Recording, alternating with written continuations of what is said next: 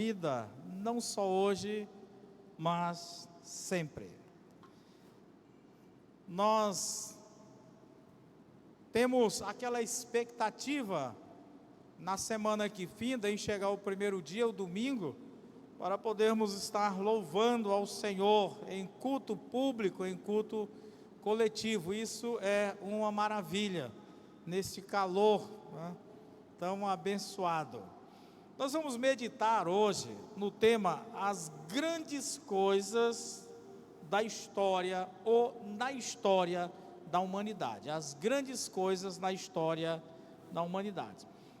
Se nós formos analisar as grandes coisas, os grandes fatos, os grandes acontecimentos que aconteceu no curso da história humana, então nós teríamos muitas coisas para relatar. Se fosse perguntar a cada um, olha, cite alguma coisa aí que você acha que foi grande no acontecimento da história humana, você teria algo a dizer. Mas nós queremos destacar aqui três grandes coisas, três grandes acontecimentos na história da humanidade. Nós vamos ler a segunda carta de Paulo ali à igreja em Corinto, capítulo 4, do versículo 8 ao 14. 2 Coríntios, capítulo 4, versículo 8 a 14. Você que nos acompanha pelas redes sociais, então você pode utilizar aí a sua Bíblia. Caso você não tenha Bíblia em mão, você pode também acompanhar pela a própria imagem que será projetada também aí os textos bíblicos. 2 Coríntios, capítulo 4, do 8 ao 14. Diz-nos assim: em tudo somos atribulados, mas não angustiados, perplexos, mas não desanimados, perseguidos, mas não desamparados, abatidos, mas não destruídos,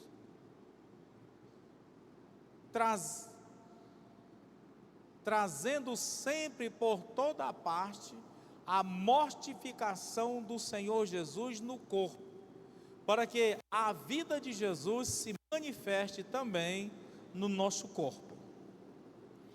E assim nós, que vivemos, estamos sempre entregues à morte por amor de Jesus, para que a vida de Jesus se manifeste também na nossa carne mortal. De maneira que em nós opera a morte, mas em vós a vida. E temos, portanto, o mesmo espírito de fé, como está escrito: crie, por isso falei. Nós cremos também, por isso também falamos, sabendo que o que ressuscitou o Senhor Jesus nos ressuscitará também por Jesus e nos apresentará convosco. Querido Deus, Pai, aqui estamos mais uma vez reunidos, celebrando o Teu nome, prestando louvor ao Teu Filho, manifestando, ó Deus, o poder do Teu Espírito em nossas vidas. Pedimos que o Senhor continue conosco, agora falando-nos através da Tua palavra, que o Teu Espírito possa fazer com que ela seja compreendida por todos, fazer também com que ela possa sedimentar a fé do Teu povo, bem como promover a fé salvífica àqueles que ainda não Te têm como Senhor e Salvador. Obrigado, Senhor, por esta hora tão esperada pelo Teu povo. Recebe, ó Deus, esta adoração e usa-nos para a transmissão do Teu recado. Oramos agradecidos no nome precioso do nosso Salvador Jesus Cristo. Amém. As grandes coisas na história da humanidade. Como já falamos antes, muitas coisas aconteceram, mas eu quero fazer destaque a três grandes coisas essenciais ou que de um certo modo trouxeram prejuízo, mas terminou algumas sendo essenciais à humanidade. A primeira é a maior tragédia. A maior tragédia. O que vem à sua mente quando nós falamos a maior tragédia na história da humanidade?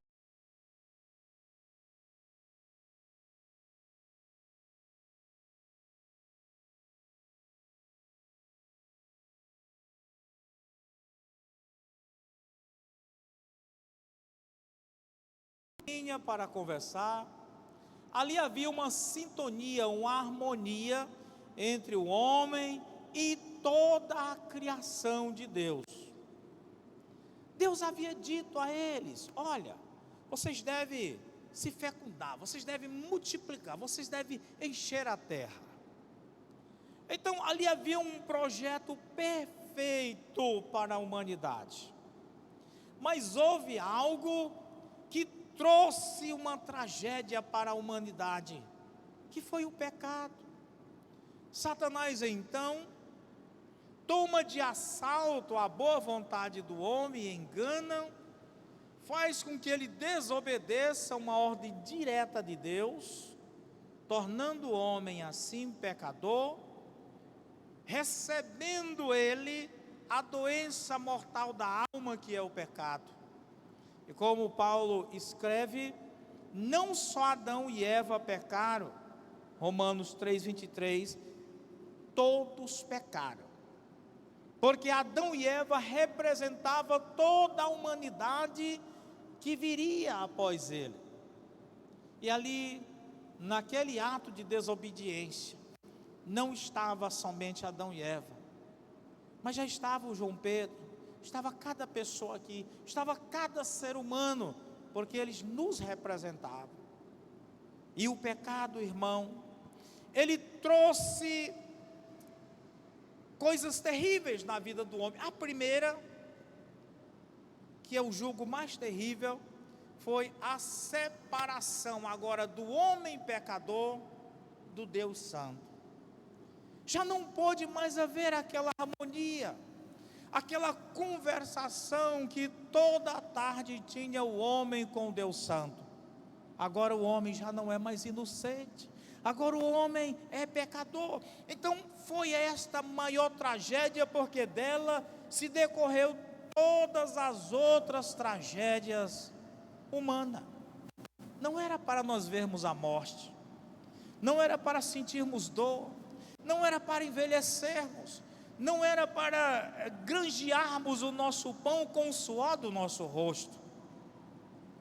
A própria natureza foi afetada. Eu não sei se você sabe, mas até aquele exato momento, até o dilúvio, não chovia.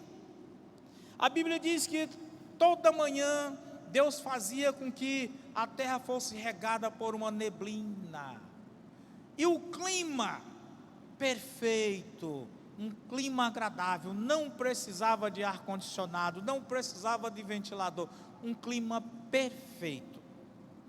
Mas a própria natureza, diz a Bíblia em Romanos, que ela foi afetada, e essa natureza clama pela sua restauração. Então, irmãos, aqui está a grande tragédia do homem, o pecado. Tragédia essa que não se encerrou, mas ela continua cada dia mais, colocando o homem em distanciamento de Deus, levando o homem ao inferno. Queridos, quão grande e terrível foi essa tragédia. Pensemos nós, se Adão não tivesse pecado, nós não teríamos nascido com o pecado, certamente não teríamos as consequências do mesmo, teríamos vida perpétua sobre a face da terra. E aí entra a especulação de alguns estudiosos, alguns eruditos. Aí uns dizem, não, Deus ia deixar com que o homem vivesse muito tempo, e aí depois era confirmado a incorruptibilidade do homem, e etc, etc. Mas o que nós temos de primário é que as consequências do pecado não estariam sobre nós. Não haveria ladrão, não haveria corrupção, não haveria desemprego, haveria apenas tranquilidade, paz, a presença maciça de Deus no nosso dia a dia. Não haveria desobediência. Irmãos, quão grande fora essa tragédia, o pecado na vida humana.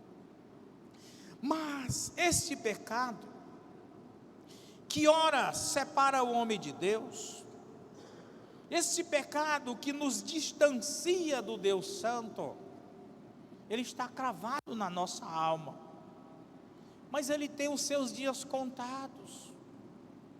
Essa tragédia, ela redundará na vida daqueles que crê em bênção. E aí entra aquilo que Paulo diz no Romano: tudo coopera para o bem daqueles que amam a Deus. Ou seja, em uma tradução diz: em tudo trabalha Deus em benefício daqueles que o amam. Não era um projeto de Deus o pecado na vida do homem, mas Deus vai e planeja, arquiteta o plano para que este pecado, sendo uma tragédia, ele transforme-se em uma bênção, ele transforme-se em um ato de salvação para aquele que crê. Então o pecado foi benéfico a nós? Não, foi maléfico. Mas Deus haverá de transformar essa tragédia em bênção. Segunda grande coisa na história da humanidade foi exatamente o maior sacrifício. O maior sacrifício. Muitos sacrifícios já foram feitos. Se você colocar na internet perguntando história de grandes sacrifícios que foram feitos, eu fiz isso e eu vi muita coisa. Mães que adentraram em casas pegando fogo para salvar um filho, e ela terminou ficando defeituosa para salvar o filho. Então eu vi tanta história, e eu pensei até de trazer algumas, mas eu estou me policiando para não ser tão prolongado na mensagem. Não, eu vou reduzir, eu vou tentar agora me ajustar nessa questão. Mas eu convido a você a fazer uma busca. Muitos sacrifícios foram feitos, mas o maior sacrifício foi o de Cristo na cruz por nós. Como assim, pastor? Eu não entendo bem essa questão. Amados, a maior tragédia, o pecado, ele nos distanciou de Deus. Romanos 3:23, nos separou de Deus. Desta forma, a tragédia só nos levará à destruição final, lago de fogo e enxofre. Mas aí entra alguém para interromper a ação danosa da grande tragédia, e isso através de um sacrifício.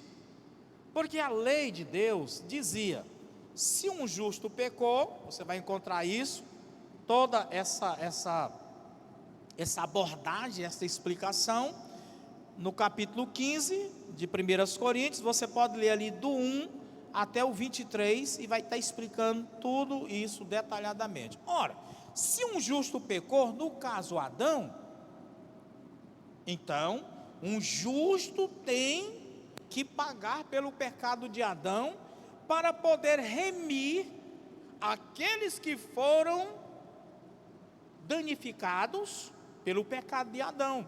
Aí entra o salmista e diz: Deus olhou do céu para a terra e não viu nenhum justo, nenhum sequer. Então a raça humana está perdida.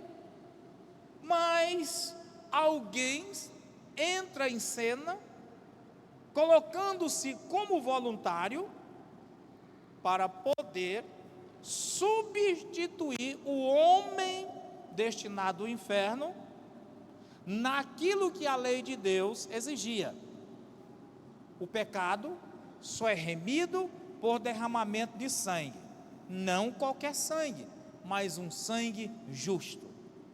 E Jesus, ele veio ao mundo exatamente para poder tornar satisfatório aquilo que a lei de Deus exigia. Um justo pecou, então um justo agora tem que morrer em lugar dos pecadores. Então o que aconteceu? Lá em 1 Coríntios 15 também, quando você for verificar, vai estar falando assim: ora, se um justo pecou, e por causa do pecado desse justo, muitos ou todos foram punidos, pela obediência de um justo, logo muitos serão justificados. Jesus morreu no meu lugar. Quando Deus olha para a cruz, Ele não vê Jesus, mas ali Ele vê cada um de nós crucificado. E o que diz a lei de Deus? Quando um morre, ele pagou o preço do pecado. Romanos 6:23 diz: o salário do pecado é a morte. Já esses aqui pecaram em Adão, em Cristo eles morreram na cruz. Se morreram, então já não são mais devedores de nada. Está confuso? Mas você vai entender. Então na cruz todos nós morremos em Cristo. Logo já não somos mais devedores de Deus. Então Deus manifestou no seu Filho a punição pelos nossos pecados. Então, irmãos, aqui está. Mas pastor, e agora? Se nós morremos na cruz com Cristo, não somos devedores do pecado, estamos mortos. Sim, mas o texto que nós lemos diz assim: aquele que ressuscitou Jesus, também nos ressuscitará. Aí entra a terceira grande coisa da história humana, que é o maior milagre. Que maior milagre é esse? A remissão do pecador que aqui morreu na cruz. Se pecamos em Adão, fomos perdoados na cruz, tudo bem, não temos direito de vida eterna. Mas aí entra a ressurreição de Cristo, que é a garantia de que nós morremos e haveremos de ser ressuscitados. Aí está o maior milagre. A humanidade que recebeu a tragédia do pecado, foi beneficiada no sacrifício de Cristo, e ainda terá como prêmio o grande milagre, que é a nossa ressurreição, para vivermos eternamente com Deus. Aí, queridos, esta humanidade tão debochada, mas que creu em Cristo, viverá eternamente com o Senhor, pelo fato deste grande milagre.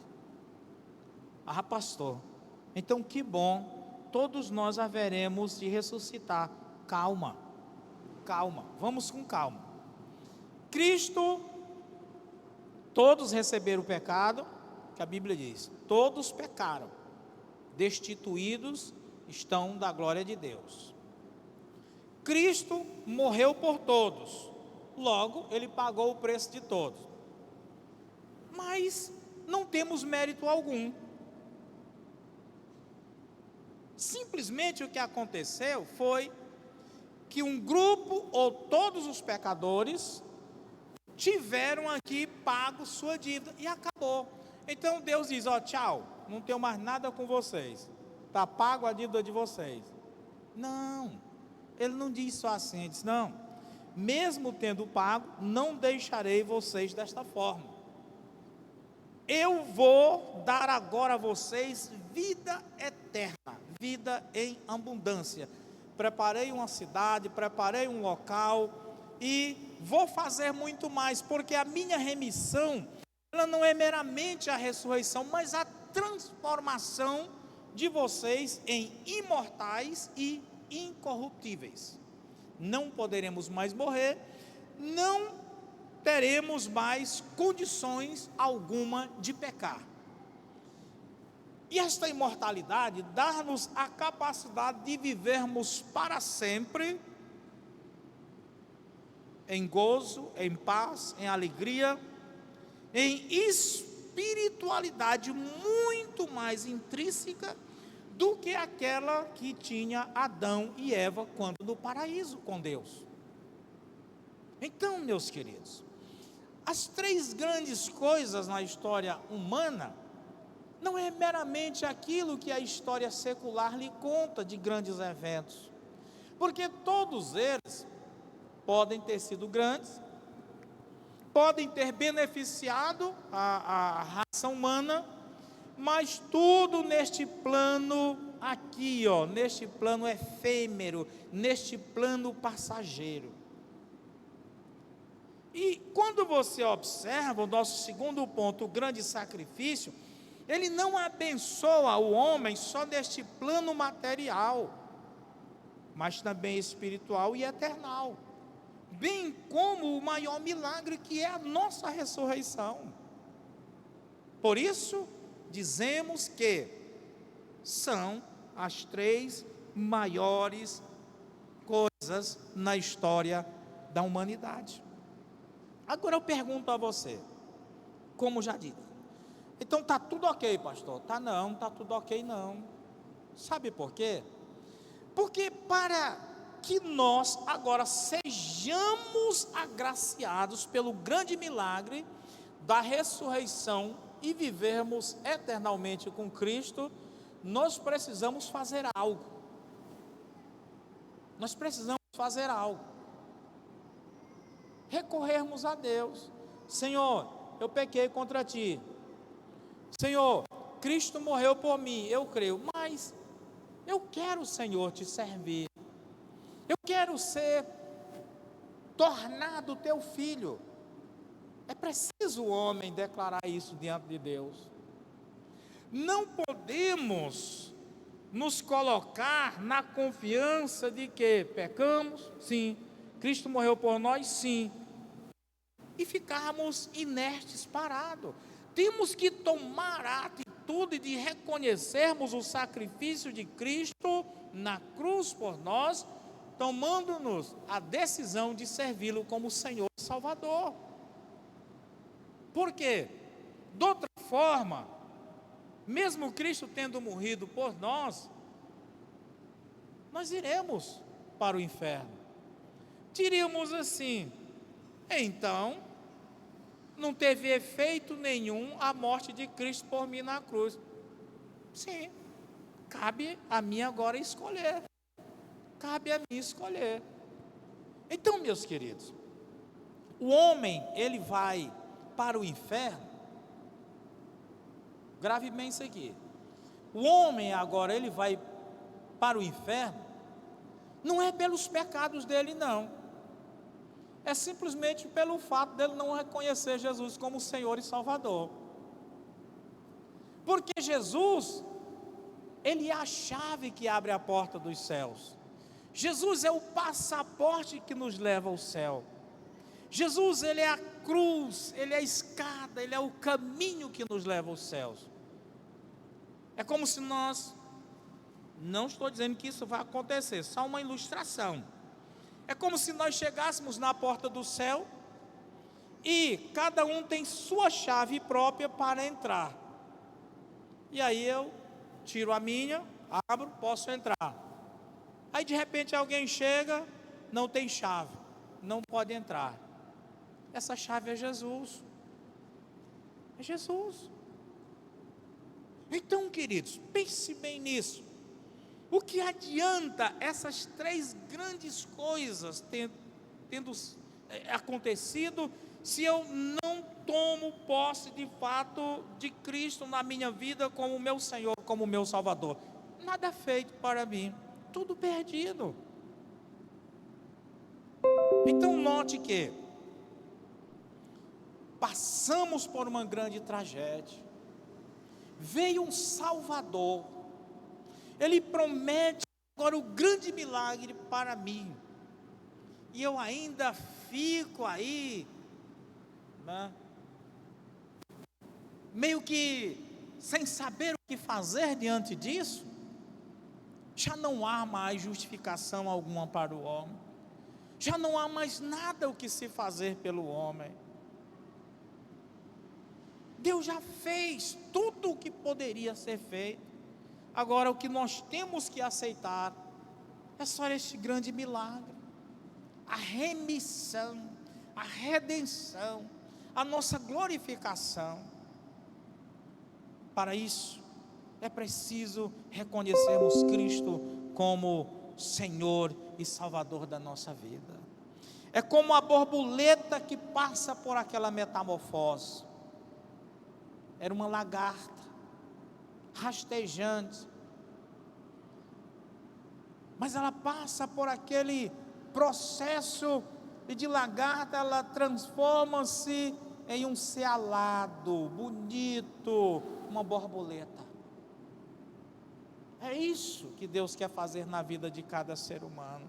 É um processo, e nós já passamos por muitas etapas desse processo, e a última etapa é reconhecermos Jesus como Senhor e Salvador da nossa vida.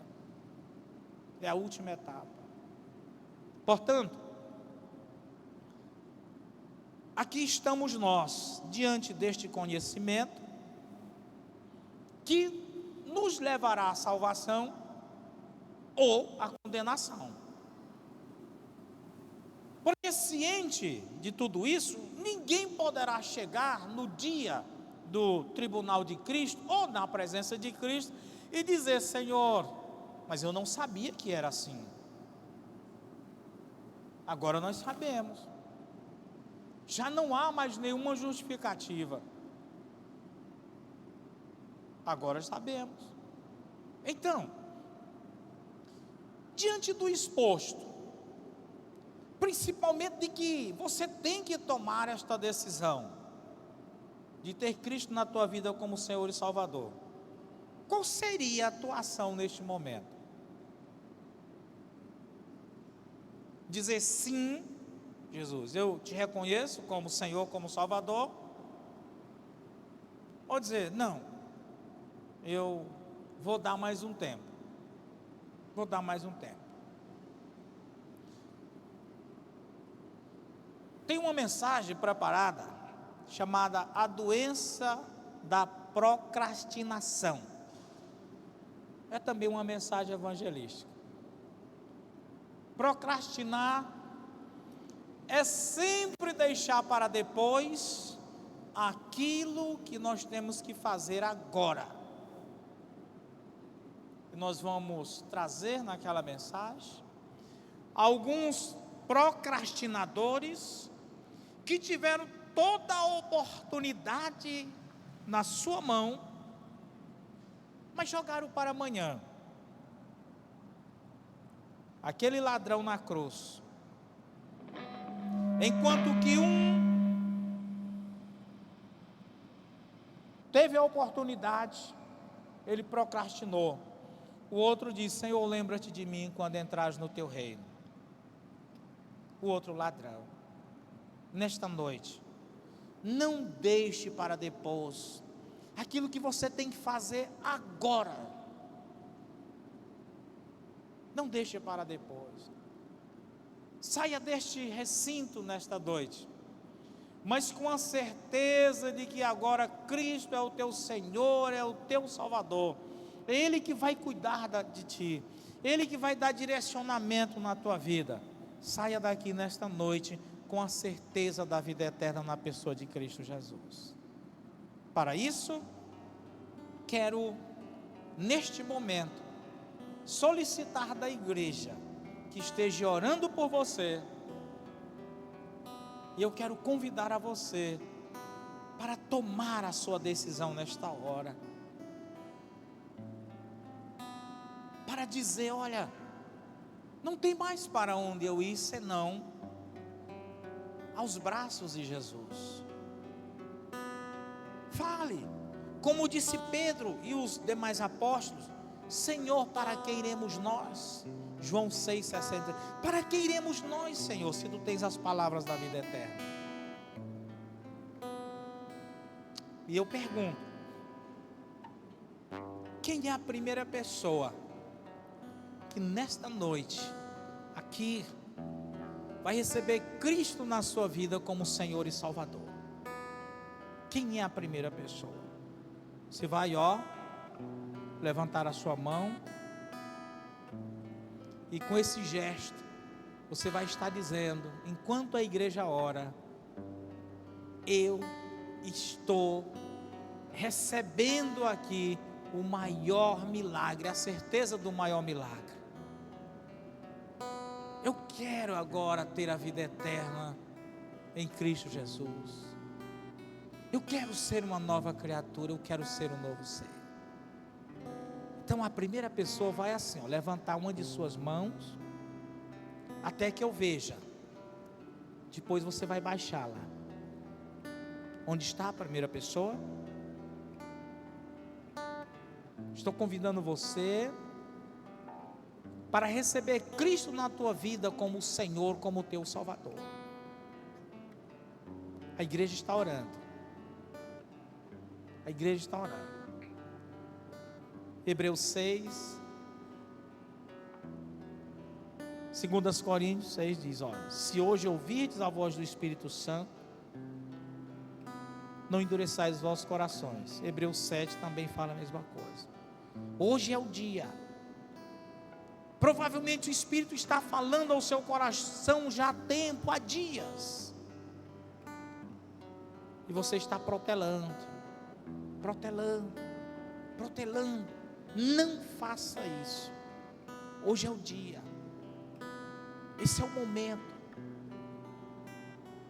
Pastor, mas eu já fiz a decisão com Cristo. A questão é que eu estou distanciado. É a mesma coisa. Retorne agora. Retorne nesse momento. Não deixe para amanhã. Se hoje ouvirdes a voz do Espírito Santo, a recomendação é: não endureçais os vossos corações. Daí eu pergunto: quem é a primeira pessoa nesta noite? Se não há, encerrarei o convite. Que Deus te abençoe. Amém. Queridos, nós estamos